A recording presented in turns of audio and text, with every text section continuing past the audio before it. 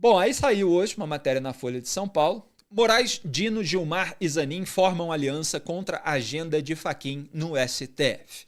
Aí tem ali o subtítulo sobre essa cisão. Por motivos diferentes, ministros criticam o presidente da corte e cobram defesa mais enfática de colegas em meio à crise do Master. Investigação sobre relação de Vorcaro com ministros reconfigurou a atuação de grupos de integrantes do tribunal. Quer dizer, é a mais alta corte do país e ela tem patotinhas, como se fosse uma quinta série B. Tem grupinhos. Um quer trazer um novo integrante para o seu grupo, o outro tenta puxar para lá. Um grupinho reclama do presidente porque quer que o presidente passe pano, essa que é a verdade, para a conduta desses magistrados em meio ao escândalo Master que os atingiu. Olha só que nível de rebaixamento moral, ético, institucional chegou o STF. A que nível de rebaixamento? Então, funciona como grupinhos políticos. É um tribunal eminentemente político, em que você tem essas articulações de bastidores, essas picuinhas, essas reclamações e cobranças pelo corporativismo. Estão querendo que o Fachin seja mais corporativista, que defenda os integrantes, pior, a má conduta individual dos integrantes da corte nesse tempo em que eles ocupam um cargo de uma instituição perene, quer que faça vista grossa, que atue na defesa dessas condutas como se fosse a defesa da instituição, que não é. E eu estou apontando isso desde 2019. Basta procurar o meu artigo A Suprema Censura da Imprensa, onde eu mostrei como Dias Toffoli começou com esse truque. Vamos ver um pouquinho dessa matéria, que ela é bem elucidativa aqui para a gente começar a semana numa segunda-feira, traçando o panorama geral. Não é nada muito novo para quem está acompanhando aqui o meu trabalho, mas é uma radiografia da situação do momento. Pode colocar. O quarteto tem se articulado para cobrar de Fachin uma defesa mais enfática dos colegas, para tentar emplacar pautas de grande repercussão, a exemplo das restrições aos penduricalhos, e para se contrapor às iniciativas do presidente Supremo para lidar com a crise de imagem do tribunal, como a implementação de um código de conduta. Isso eu não me canso de me indignar. A gente não pode perder a capacidade de indignação. São pessoas que têm más condutas e que não querem sequer que haja um código de conduta em que elas eventualmente possam ser enquadradas. Elas querem que tudo continue exatamente como está. E se você está reclamando, é você que está errado para elas. É contra você que elas vão atuar, mesmo que você seja o pagador de imposto, que acaba fornecendo para o Estado o dinheiro que vai remunerar os magistrados. Próximo. A união dessa ala se dá em torno da forma de agir de Fachin, embora os motivos de cada um sejam diferentes. Moraes tem reclamado de falta de apoio público, enquanto Gilmar lamenta que declarações do presidente do STF, como as que juízes precisam responder pelos seus erros, acabem alimentando a vulnerabilidade do tribunal. Já tinha mostrado essa reclamação do Gilmar aqui no programa. Mas olhem só, a gente não pode naturalizar esse nível de rebaixamento moral. O Moraes tem uma esposa cujo escritório fechou um contrato para ganhar 130 milhões de reais. Só não ganhou porque o Daniel Vorcaro, dono do Master, foi preso, porque o banco foi liquidado. Mas ganhou 80 milhões de reais. É um casal, é uma família. O dinheiro que a esposa tira do escritório vai para a família, evidentemente. E por que um empresário dá tanto dinheiro por um contrato muito acima dos padrões de mercado, justamente para uma esposa de um magistrado com o qual, aparentemente, ele conversava no WhatsApp, inclusive no dia da sua prisão, perguntando se conseguiu bloquear. E esse ministro, ele reclama da falta de apoio. Pô, vocês não me ajudam aí, cara, a passar um pano para essas condutas que a imprensa está mostrando.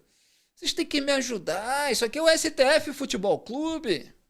Não foi a expressão utilizada pelo Flávio Dino quando estava justamente defendendo o corporativismo naquela reunião secreta, que depois teve o seu conteúdo vazado, que era a reunião para definir se o Dias Toffoli continuaria ou não na relatoria do caso Master, que depois acabou transferida para o André Mendonça. Muito bem, e o Gilmar, já falei, a ética, citei inclusive no Manhattan Connection, ela é debatida há mais de 2000 e tantos anos. Aristóteles escreveu sobre ética em 350 a.C. E o Gilmar está lamentando que o Fachin diga uma coisa óbvia, uma coisa correta, básica, de uma maneira até branda, falando em erros, não está sequer falando em condutas eventualmente criminosas, está dizendo que os juízes precisam responder pelos seus erros. Ora, qual é a autoridade? Qual é o servidor? Qual é o cidadão comum que na vida não precisa responder pelos seus erros? Que é a coisa mais básica do mundo para ser dita? Ah, não, mas não pode falar, senão isso vai alimentar os ataques ao Supremo Tribunal Federal. Não são ataques, são críticas legítimas, baseadas numa reprovação, numa repugnância, muitas vezes, num nojo diante da onipotência com que esses ministros atuam, diante da ganância indicada pelos elementos que estão sendo revelados pela investigação. Próximo print. Jardine entende que os reais problemas éticos do judiciário estão passando ao largo das decisões de Fachin, especialmente no CNJ. O ministro proferiu decisões que teriam forçado o presidente a enfrentar certos temas, como os limites das verbas pagas acima do teto a juízes e o fim da aposentadoria compulsória como punição para magistrados infratores. A conduta dos ministros do STF a respeito desse sistema também não é nem um pouco exemplar, né? Eles vivem sendo complacentes aí com esses penduricalhos, alguns ganham penduricalhos dos cargos que eles já tiveram na administração pública no passado, sempre foram absolutamente lenientes em relação à questão da punição aos magistrados. E, obviamente, tentam se colocar sempre acima do bem e do mal, mesmo quando decidem aquilo que os magistrados podem ou não fazer, seja nas suas atribuições, seja na rede social, eles não se submetem às próprias regras que impõem aos demais. Próximo print. Avesso a eventos públicos e a palestras remuneradas, Cristiano Zanin avalia que as regras éticas de Fachin teriam pouco impacto no seu cotidiano. Ele tem dito a interlocutores não ser contra a sua aprovação.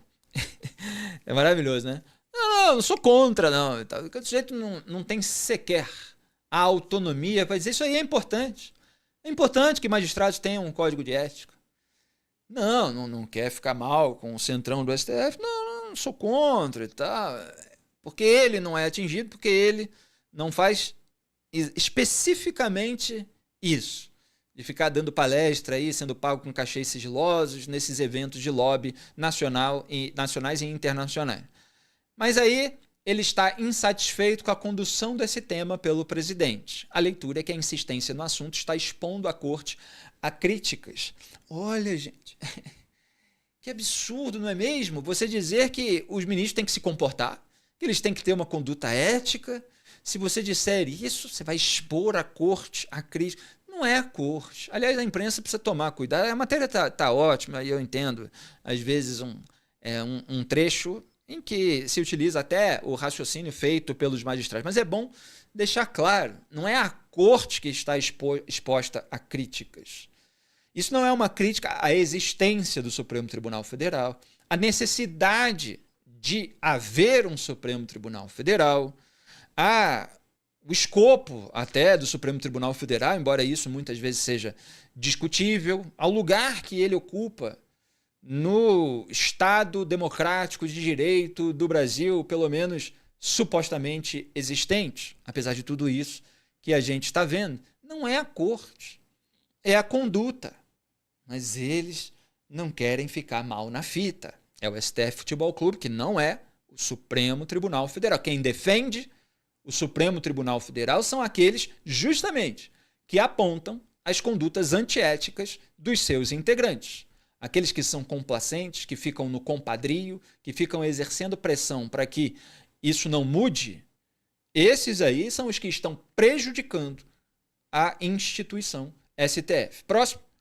Os escândalos do Master reconfiguram os grupos que atuam no tribunal. O quarteto se contrapõe a outro, formado por Fachin e pelos ministros André Mendonça, Luiz Fux e Carmen Lúcia, relatora do Código de Conduta.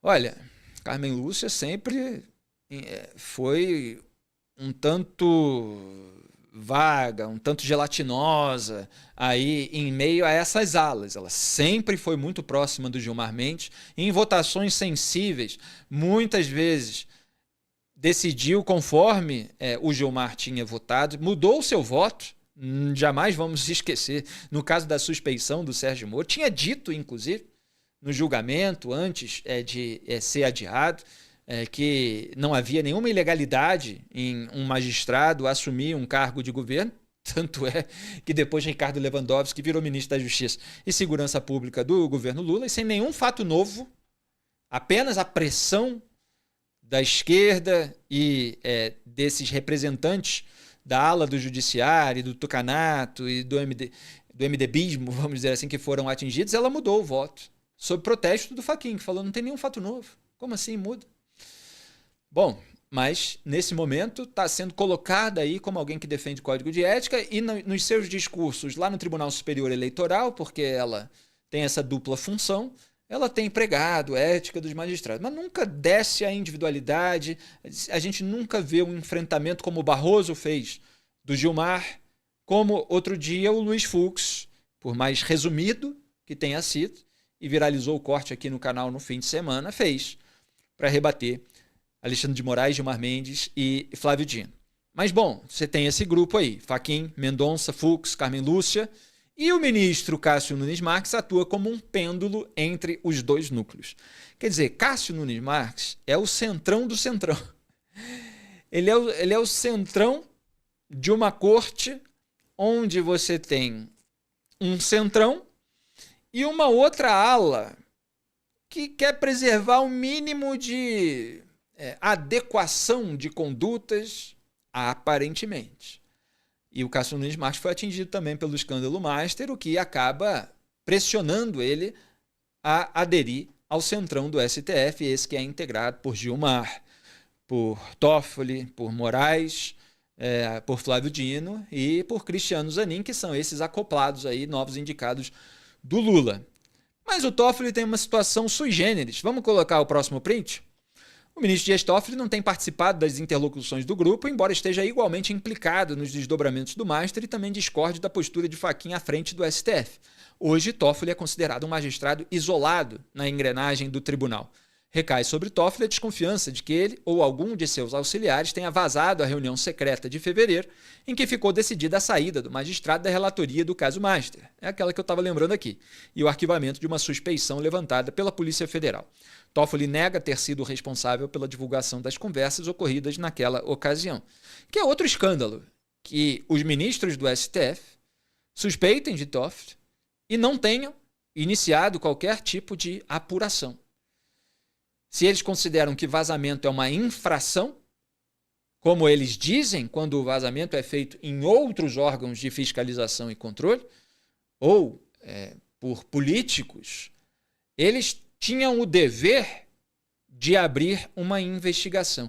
E nesse episódio, é bom fazer esse parênteses que me parece que ninguém fez, nesse episódio talvez se aplicasse o artigo 43 do regimento interno do STF, que foi aquele usado numa interpretação mega elástica, ou seja, falsa mesmo, para a abertura do inquérito das fake news. Porque ele diz que o presidente da corte pode abrir de ofício um inquérito se for cometida uma infração penal, ou houver uma suspeita de uma infração penal cometida, no espaço físico do Supremo Tribunal Federal. E foi no espaço físico do STF realizada essa reunião secreta. Então, nesse caso, sim, poderia haver argumento legítimo pela abertura de um inquérito para investigar quem vazou. Mas eles não fizeram isso. Quando é com eles, eles não fazem nada, só vociferam e demonizam os outros. Bom, aí vamos para o próximo print. Moraes, Dino, Gilmar e Zanin entendem que Fachin, como presidente, deveria fazer uma defesa pública e irrestrita da integridade de seus ministros em meio às críticas que se acumulam na sociedade sobre negócios familiares. Essa lista é ótima, né? Viagens de jatinho, contratos de parentes e menções no celular do ex-banqueiro Daniel Vorcaro, dono do Master. Tá até enxuta essa lista. Eu tenho feito aí listas assim. Mas você tem os eventos internacionais, a degustação com o whisky Macallan, tudo patrocinado pelo Master. o detalhe do Resort Itaiaia, das mensagens que falam sobre o pagamento, pior, que ordenam o pagamento, por parte do Vorcaro para o seu cunhado e operador Fabiano Zettel, de até 35 milhões de reais, para o Resort Itaiaia, administrado pelas empresas da família Toffoli, uma das quais, a Marit, tinha o Toffoli como sócio oculto. Então, como é que vai se fazer uma defesa pública e irrestrita da integridade de seus ministros se eles não aparentam ter essa integridade? Se essa integridade está sendo justamente contestada pelas evidências mais do que colocadas no noticiário, mais do que suficientes para a abertura de uma investigação? Tanto que teve um relatório da própria Polícia Federal apontando indícios de crime do Toffoli. Eles varreram essa sujeira para debaixo do tapete, só trocando a relatoria numa manobra que nem sequer obedecia à própria jurisprudência do tribunal. Então, como é que eles vão cobrar dos outros que defendam aquilo que eles não têm? Ou não demonstram ter? E mais do que ser honesto, o que já é bastante questionável, é preciso parecer honesto. E é preciso reconhecer quando não se é honesto, que obviamente as pessoas desonestas, em geral, que eu estou falando, não reconhecem, e quando se parece desonesto. Eventualmente você tem pessoas que são honestas e elas são capazes de reconhecer, olha, até pareceu aqui uma atitude desonesta, mas queria explicar, Não explica, só ataca, chama de ilações falsas, dá uma nota pública absolutamente obscura, que em determinados pontos parece até contradizer a nota da esposa, a advogada. Tudo que a gente analisou aqui nas últimas semanas. Muito bem. Próximo print, para terminar. A percepção do grupo é que Fachin aparenta não acreditar na palavra dos magistrados que negam irregularidades, o que gera uma fissura interna. Bom, é o mínimo que o Fachin não acredite. É lamentável que a expressão utilizada seja aparenta, porque qualquer pessoa decente, que entende de ética, que acompanha o debate público, ela não acredita na palavra dos magistrados, porque as alegações elas não são, de maneira alguma, convincentes. Então não é mesmo para acreditar. Isso não é zelar para que a instituição não tenha credibilidade, espalhar a desconfiança. Quem está criando desconfiança são os ministros do STF com as suas condutas. Nós estamos defendendo a instituição contra as más condutas. Também há um incômodo, continua a matéria, com o fato de o presidente do STF ter defendido o fim do inquérito das fake news justo em um ano eleitoral em que os ataques tendem a crescer. Pois é, eles mantêm aberto um inquérito ilegal há 7 anos, um inquérito que foi usado inicialmente para censurar a imprensa, para retaliar procuradores da Lava Jato, para retaliar auditores da Receita Federal e suspender uma apuração que tinha atingido ministros do STF através de suas esposas. Eles mantêm há 7 anos aberto, agora é ano eleitoral, eles sentem que eles vão ser criticados, que vai haver notícias inconvenientes como essas que já estão sendo colocadas. Não, tem que manter aberto. É o STF Futebol Clube, que se dane o sistema acusatório brasileiro, os procedimentos legais, a necessidade de objeto e prazos definidos de um inquérito. Isso que eles próprios criticaram numa prorrogação que seria única da CPMI e do INSS, que é uma comissão com prazo e cuja prorrogação teria prazo também. Não, Flávio Dino diz, se ficar abrindo sucessivamente prorrogação, aí você tem uma investigação infinita, típica de regimes autoritários. Pois é, regime autoritário como o da Suprema Corte Brasileira. Um dos 4, continua a Folha, chegou a sugerir que Fachin fizesse pronunciamento em rede nacional de rádio e TV para afastar a percepção da sociedade de que o tribunal estaria sob suspeita. O presidente do Supremo não gostou da ideia. Ele entende que não pode se precipitar, pois não sabe o teor do que está sendo investigado. É o mínimo que o Fachin realmente se recuse a fazer esse papelão de tolo, papelão de corporativista, papelão de capitão do STF Futebol Clube. Claro que é preciso ter cuidado em relação ao que está sendo investigado, ao que ainda pode surgir, em razão de todos os elementos comprometedores que já surgiram. É escandaloso que essas pessoas estejam cobrando que o Fachin como se fosse um presidente da República, fosse em cadeia nacional de rádio e TV para reagir contra a sociedade, para reagir contra a imprensa do país, em defesa das más condutas individuais dos integrantes desse período da Suprema Corte Brasileira. Mas a cara de pau parece ser infinita. O vídeo que você acabou de assistir é um corte do programa Análise dos Fatos, transmitido ao vivo às segundas e sextas às 12 horas e terças, quartas e quintas às 18. As íntegras ficam disponíveis na aba Ao Vivo do meu canal de YouTube e os cortes na aba Vídeos. Curta, compartilhe e seja membro do canal para ajudar a manter esse programa no ar. Obrigado.